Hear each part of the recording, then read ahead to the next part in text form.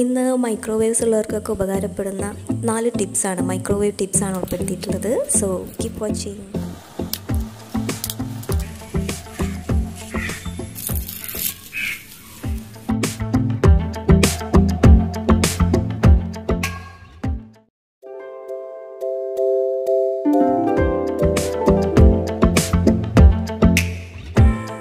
നമ്മൾ ആദ്യം ചെയ്യുന്നത് സവാള വറുത്തെടുക്കുകയാണ്. സവാള വറുത്തെടുക്കാൻ വേണ്ടി ആദ്യം നന്നായിട്ട് ചെറുതായിട്ട് അരിഞ്ഞ സവാള മൈക്രോവേവ് ഡിഷിൽ സ്പ്രെഡ് ചെയ്ത് വെക്കാം.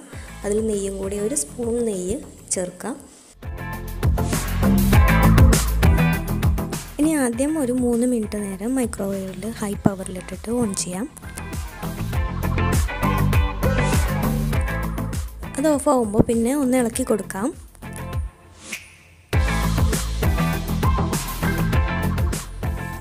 പിന്നെ ഓരോ മിനിറ്റ് വീതം വെച്ചിട്ട് കുക്ക് ചെയ്യുക. ഓരോ മിനിറ്റിൻ്റെ ഇടയിൽ ഇളക്കി കൊടുക്കുക.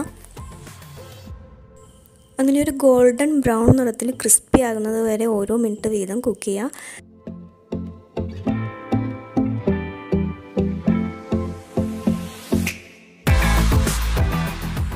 എനിക്കിതൊരു 7 മിനിറ്റിനകത്ത് ക്രിസ്പിയായി കിട്ടി. പക്ഷേ എല്ലാ അവനിലും സെയിം ടൈം ആയിക്കൊള്ളണമെന്നില്ല, വ്യത്യാസം ഉണ്ടാവും.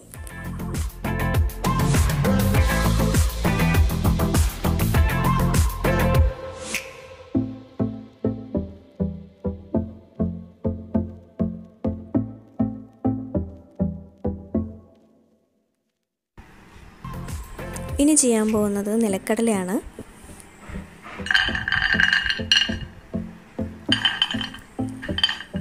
ഇത് നന്നായിട്ട് കഴുകി വെള്ളം തുടച്ചിട്ട് കുറച്ച് ഉപ്പിടാൻ വേണമെങ്കിൽ, എന്നിട്ട് പാത്രത്തിൽ നന്നായിട്ട് സ്പ്രെഡ് ചെയ്ത് വെക്കണം.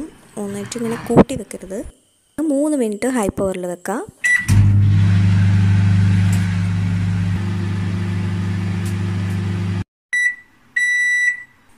3 മിനിറ്റ് കൊണ്ട് റെഡി ആയിട്ടുണ്ട്. കുറച്ച് സമയം സ്റ്റാൻഡിങ് ടൈം കൊടുക്കണം, ഒരു 3 മിനിറ്റ്. അതിനുശേഷം നമുക്ക് യൂസ് ചെയ്യാം.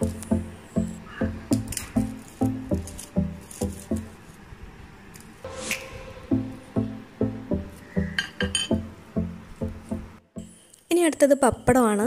പപ്പടം നമ്മൾ സാധാരണ 2 രീതിയിൽ ചെയ്യാറുണ്ടല്ലോ. ഒന്ന് ചുട്ടെടുക്കും, ഒന്ന് എണ്ണയിൽ പൊരിച്ചെടുക്കും.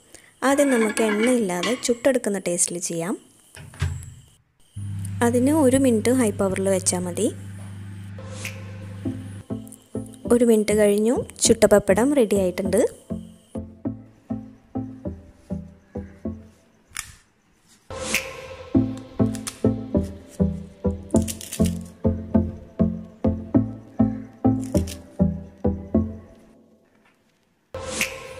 ഇനി എണ്ണയിൽ പൊരിച്ചെടുക്കുന്ന ടേസ്റ്റിലുള്ള പപ്പടം ഉണ്ടാക്കാം. അതിന് 2 സൈഡിലും വെളിച്ചെണ്ണ സ്പ്രെഡ് ചെയ്യാം. കുറച്ച് മതി എണ്ണ.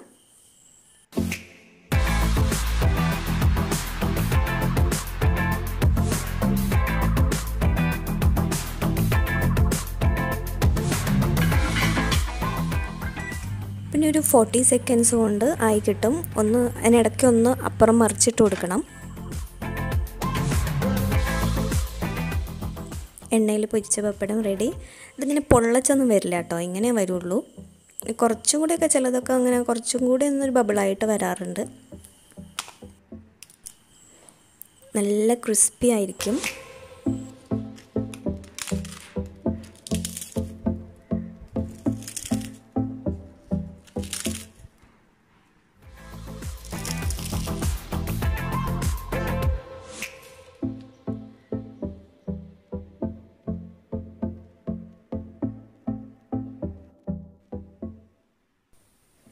ഇനി അടുത്തത് തേങ്ങ വറുക്കുന്നതാണ്. ചിക്കൻ കറിക്ക് വേണ്ടിയാണ് ഞാനിപ്പോൾ ഈ തേങ്ങ വറുക്കുന്നത്.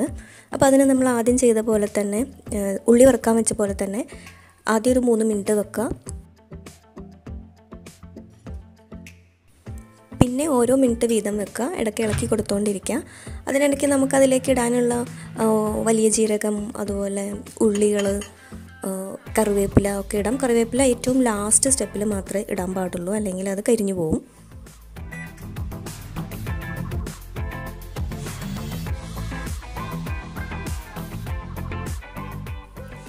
ഇതിപ്പോൾ റെഡി ആയിട്ടുണ്ട്.